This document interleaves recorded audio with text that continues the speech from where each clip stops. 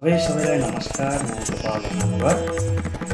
यही आइरहेको 2022 सालको नयाँ दसैँ सम्पूर्णलाई देशदेखि विदेशमा रहनुहुने आमा बुवा दाजुभाइ, देशदेखि विदेशमा रहनुहुने आमा बुवा दाजुभाइ र छठ पर्व दसैँ तिहारको एकमुष्ट सम्पूर्णलाई यो दसैँको शुभकामना व्यक्त गर्दछु।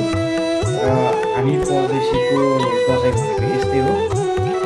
तपाईँहरू पनि सन्चै हुनुहुन्छ होला, आरामले हुनुहुन्छ जहाँ हुनुहुन्छ त्यहीँनिर दसैँ तिहार छठ पर्व मनाउनु होला।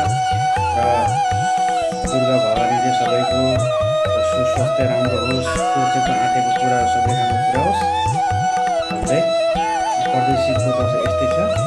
अब म एउटा गीत गाउँछु, नाच्छु है त।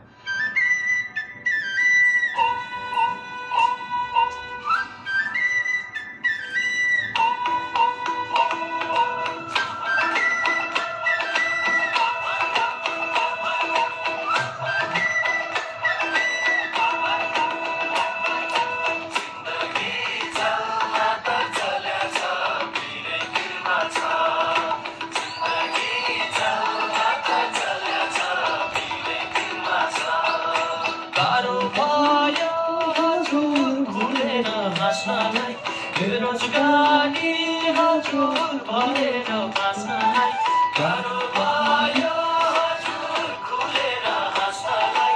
बेरोजगारी हजुर भएर बाँच्नलाई फुल फुलेर के गर्नु, भिरै दिनमा छ।